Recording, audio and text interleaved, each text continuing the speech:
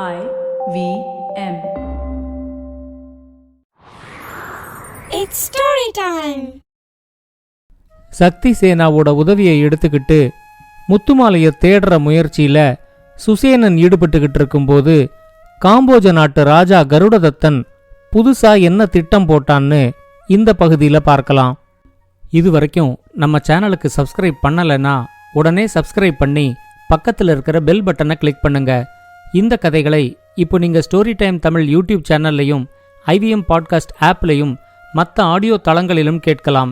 Story time Tamil சேனலுக்காக உங்களுடன் ரவிசங்கர் பாலச்சந்திரன். கதையை கேட்கலாம் வாங்க. காம்போஜ நாட்டோட ராஜா கருடதத்தன் தன்னோட அரண்மனையில் தனியாக உக்காந்துக்கிட்டு இருந்தான். இதை மாதிரி தனியாக உக்காந்துருக்கும் போதெல்லாம் தன்னோட நாட்டோட நிர்வாகத்தை பற்றி அவன் கொஞ்சம் கூட யோசிக்க மாட்டான். அவனோட எண்ணம் முழுக்க கோசல நாட்டில் தான் இருக்கும். தன்னோட வாழ்நாளுக்குள்ள கோசல நாட்டை எப்படியாவது அடிமைப்படுத்தி காம்போஜ நாட்டோட சேர்த்து 2 நாடுகளுக்கும் தான் ராஜாவா இருக்கணும் அப்படிங்கிற எண்ணம் அவனுக்கு ரொம்ப இருந்துச்சு. இந்த எண்ணம் மட்டும் எப்படியாவது நிறைவேறிடுச்சுன்னா அதுக்கு அப்புறமா காம்போஜ நாட்டை சுற்றி இருக்கிற சின்ன நாடுகள் எல்லாமே தானா வந்து காம்போஜத்தோட இணைஞ்சிரும். அந்த நாடுகள் பூரா காம்போஜ நாட்டோட நிர்வாகத்துக்கு கட்டுப்பட்ட சிற்றரசுகளா இருக்கும். அப்படி ஆகும்போதுதான் தான் ராஜாங்கிற நிலையிலேருந்து சக்கரவர்த்திங்கிற நிலைக்கு உயர முடியும். எல்லா சிற்றரசர்களும் தனக்கு கப்பங்கட்டி தன்னை சக்கரவர்த்தி கருடதத்தன் அப்படின்னு கூப்பிடுற மாதிரி யோசிச்சுக்கிட்டு உக்காந்துக்கிட்டு இருந்தான்.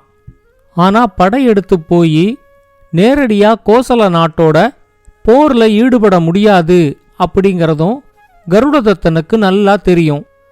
காம்போஜ நாட்டோட படைபலத்தோட ஒப்பிடும்போது கோசல நாட்டோட படைபலம் 4 மடங்குக்கு மேலேயே இருந்துச்சு. அது மட்டும் இல்லாம காம்போஜ நாட்டுல இல்லாத நவீன வகை ஆயுதங்களும் கோசல நாட்டுக்கிட்ட நிறைய இருந்துச்சு. இப்ப இருக்கிற நிலைமையில கோசல நாட்டோட ஒரு போர் வந்துச்சுன்னா அந்த போர் ஒரு நாளைக்கு மேல நீடிக்காது. கோசல நாட்டோட படைய 4 பிரிச்சு 4 திசைகள்லேருந்தும் அவங்க தாக்குதல் நடத்தினா தன்னால ஒரு நாளைக்கு கூட தாக்கு பிடிக்க முடியாதுங்கிறதும் கருடதத்தனுக்கு நல்லா புரிஞ்சிருந்துச்சு. ஆனா கோசல நாடு எப்பயுமே அமைதியை விரும்புகிற நாடு. அது மற்ற நாடுகள் மேல தேவையில்லாம படையெடுக்காது. எல்லா நாடுகளையும் தன்னோட நாட்டோட சேர்த்து ஒரு பெரிய பேரரசை உருவாக்குற எண்ணமெல்லாம் கோசல நாட்டுக்கு கிடையாது. மற்ற நாட்டோட இறையாண்மையை மதிக்கிற பண்பு கோசல நாட்டுக்கு இருக்கிறதுனால தான் தன்னோட நாடை இன்னும் அவங்க விட்டு வச்சிருக்காங்க அப்படிங்கிற எண்ணமும் கருடதத்தனுக்கு வந்துச்சு. இந்த எண்ணம் வந்ததும் அவனுக்கு தன்னோட இயலாமைய நினைச்சு ரொம்ப வெறுப்பா இருந்துச்சு. அவனோட கட்டுக்கடங்காத வெறுப்பு கீர்த்தி சிம்மன் மேல கோவமா திரும்பிச்சு. ஒரு பெரிய நாட்டுக்கு இளவரசனா பிறந்துட்டா போதும், எந்த விதமான தகுதியும் இல்லாம அந்த நாட்டுக்கு ராஜா ஆயிடலாம். ஆனா எல்லா தகுதியோட இருந்தாலும் சின்ன நாட்டுல பிறந்த இளவரசர்கள் எல்லாரும் அந்த சின்ன நாட்டுக்கு மட்டும் ராஜாவா இருந்து அப்படியே செத்து போயிடணும். அவங்களுக்கு தன்னோட நாட்டை விரிவுபடுத்தி ஒரு பெரிய பேரரசாக்கணுங்கிற ஆசையெல்லாம் வரவே கூடாதுங்கிறது என்ன நியாயம்? இதுக்கு ஒரு முடிவே இல்லையா அப்படின்னு அவன் யோசிச்சப்போ கோபத்துல அவனோட உடம்பெல்லாம் அப்படியே நடுங்கிச்சு. மனசுல இருந்த கட்டுக்கடங்காத கோபத்தோடையும் வெறுப்போடையும் அவன் எவ்வளவு நேரம் அப்படியே உக்காந்துக்கிட்டு இருந்தான்னே தெரியல. அப்போ திடீர்னு அங்க வந்த ஒரு காவல் வீரன், ஒற்றற்படை தலைவன் வரமுனி உங்களை பார்க்கறதுக்கு வந்திருக்கிறாரு அப்படின்னு சொன்னான். வரமுனிய வர சொல்லி அவரு என்ன செய்தி கொண்டு வந்திருக்காரு அப்படின்னு கருடதத்தன் கேட்டான். வரமுனி சொன்னாரு, வர்ற பௌர்ணமியோட கீர்த்தி சிம்மனோட குருகுல பயிற்சி முடியுது. பயிற்சி முடிஞ்சதும் கீர்த்தி சிம்மனை அழைச்சிக்கிட்டு போறதுக்கு கோசல நாட்டோட அரண்மனையிலேருந்து யாரும் வரப்போறதில்ல. கீர்த்தி சிம்மனே தன்னோட குதிரையில தனியா கிருஷ்ணச்சந்தரோட ஆசிரமத்திலேருந்து கோசல நாட்டோட அரண்மனைக்கு போக போறாரு. அவரு கிருஷ்ணச்சந்தரோட ஆசிரமத்திலேருந்து கிளம்பி காம்போஜ நாட்டோட எல்லையை ஒட்டி இருக்கிற பகுதியில கொஞ்ச தூரம் பயணம் செஞ்சு அதுக்கப்புறம் கோசல நாட்டோட கிழக்கு பகுதியில் இருக்கிற அடர்ந்த காட்டை தாண்டி தான் அவரு கோசல நாட்டோட தலைநகரத்துக்கு போய் சேரணும். இந்த பயணத்துல அவரு குதிரையில எவ்வளவு வேகமா போனாலும் காம்போஜ நாட்டோட எல்லையை ஒட்டி இருக்கிற பகுதியில அவரு குறைஞ்சபட்சம் 2 மணி நேரத்துக்கு பயணம் செஞ்சே ஆகணும். கீர்த்தி சிம்மனை கொல்றதுக்கு இத ஒரு வாய்ப்பா பயன்படுத்திக்க முடியுமான்னு நாம யோசிக்கலாம். இந்த 2 மணி நேரத்துல எதிர்பாராத ஒரு சமயத்துல கீர்த்தி சிம்மன் மேல தாக்குதல் நடத்தினா இது சாத்தியம்தான் அப்படின்னு சொன்னாரு. வரமுனி வந்து சொன்ன இந்த செய்தியை கேட்டதும் இவ்வளவு நேரம் கருடதத்தனுக்கு இருந்த கோபமும் வெறுப்பும் போய் அவன் இயல்பு நிலைக்கு திரும்பினான். வரமுனி கிளம்பி போனதுக்கு அப்புறமா தன்னோட அமைச்சரவையில இருந்த எல்லா அமைச்சர்களையும் ஆலோசனை கூடத்துக்கு உடனே வர சொன்னான். அமைச்சர்கள் எல்லாரும் வந்ததும் கருடதத்தன் அவங்க கிட்ட சொன்னா, ஒரு முக்கியமான விஷயத்தை பத்தி உங்க எல்லாரோட ஆலோசனையும் கேட்கறதுக்காகத்தான் நான் இப்ப உங்களை வர சொல்லியிருக்கேன்.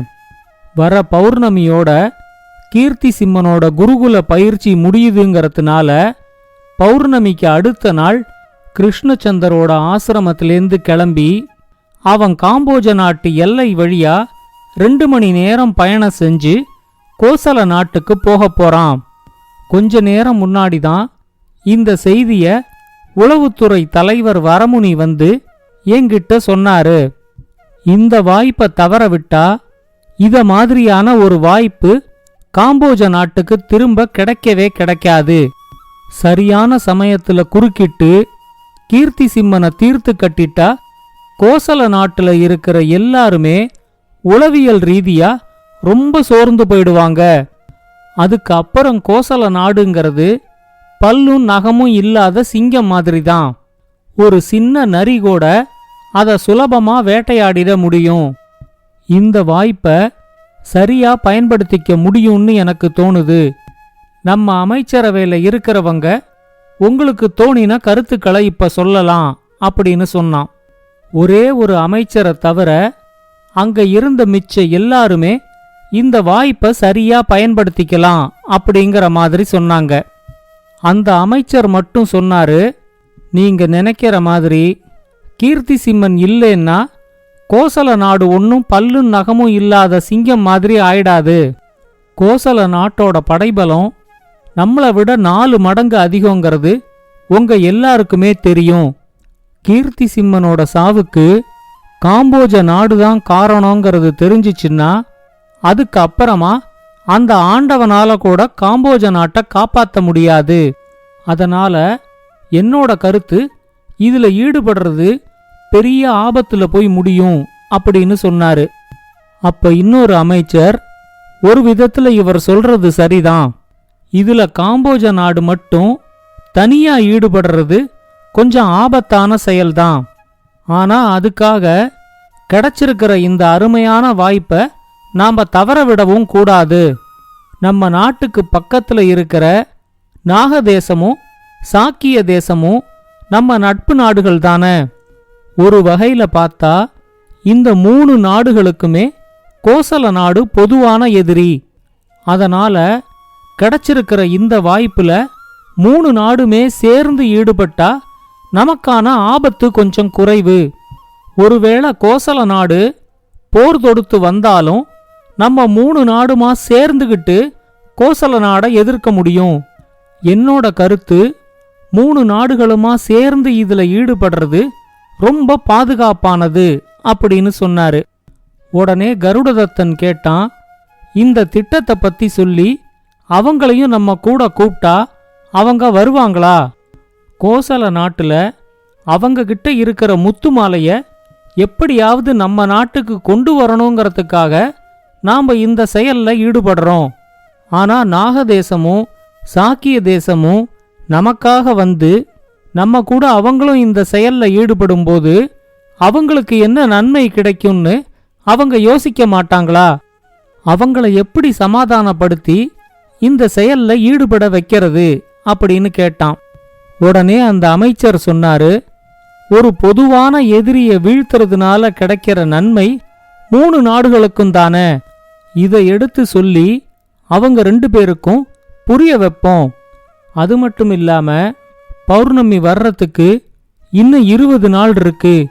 இந்த 20 நாளைக்குள்ள 3 நாடுகளும் கோசல நாட்டுக்கு தெரியாம ரகசியமா நம்ம படைகளையும் தயார் செஞ்சு வச்சுக்குவோம். கீர்த்தி சிம்மன் இறந்த செய்தி கேட்டு கோசல நாடே ரொம்ப குழப்பத்துல இருக்கும்போது எதிர்பாராத விதமா நாம 3 பேரும் சேர்ந்து கோசல நாட்டை தாக்குவோம். ஒருவேளை நம்ம திட்டம் வெற்றி அடைஞ்சு போர்ல கோசல நாடு தோத்து போனா கோசல நாட்டை 3ஆ பிரிச்சு நாம 3 பேரும் எடுத்துக்குவோம் அப்படின்னு அவங்க 2 பேருக்கும் முதல்ல ஒரு ஆசை காட்டுவோம்.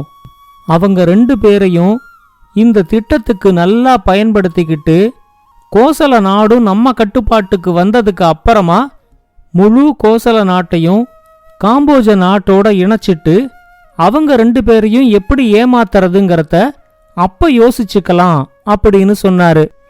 அமைச்சர் சொன்ன இந்த யோசனை கருடதத்தனுக்கு ரொம்ப பிடிச்சிருந்துச்சு. அடுத்து வர்ற 20 நாளைக்குள்ள கீர்த்தி சிம்மனை ஒழிச்சு கட்டுறதுக்கு வேண்டிய திட்டத்தை இறுதி செய்யறதோட மட்டும் இல்லாம போருக்கு வேண்டிய ஏற்பாடுகளையும் செய்யணும். அமைச்சர்களோட நடந்த அந்த ஆலோசனை கூட்டம் முடிஞ்ச உடனேயே கருடதத்தன் தன்னோட தளபதியை வர சொல்லி போருக்கு வேண்டிய ஏற்பாடுகளை செய்ய சொன்னான். அடுத்த நாளே நாகதேசத்துக்கும் சாக்கிய தேசத்துக்கும் தன்னோட பயணத்தையும் தொடங்கினான். இந்த கதையோட தொடர்ச்சியை அடுத்த பகுதியில் கேட்கலாம். இந்த கதையை பற்றின உங்களோட கருத்துக்களை ஸ்டோரி டைம் தமிழ் யூடியூப் சேனல்லையும் பாட்காஸ்ட்லையும் பின்னூட்டத்தில் கமெண்ட்ஸாக பதிவு பண்ணுங்க. இது மாதிரி பல பாட்காஸ்டுகளை கேட்க ivmpodcast.com இணையதளத்துக்கு வாங்க, இல்லை IVM பாட்காஸ்ட் ஆப்பை டவுன்லோட் பண்ணுங்க. இந்த கதை உங்களுக்கு பிடிச்சிருந்தா லைக் பண்ணுங்க, கமெண்ட் பண்ணுங்க, ஷேர் பண்ணுங்க. மறக்காம ஸ்டோரி டைம் தமிழ் சேனலை சப்ஸ்கிரைப் பண்ணுங்க. அப்படியே பக்கத்துல இருக்க அந்த பெல் ஐகானை கிளிக் பண்ணுங்க.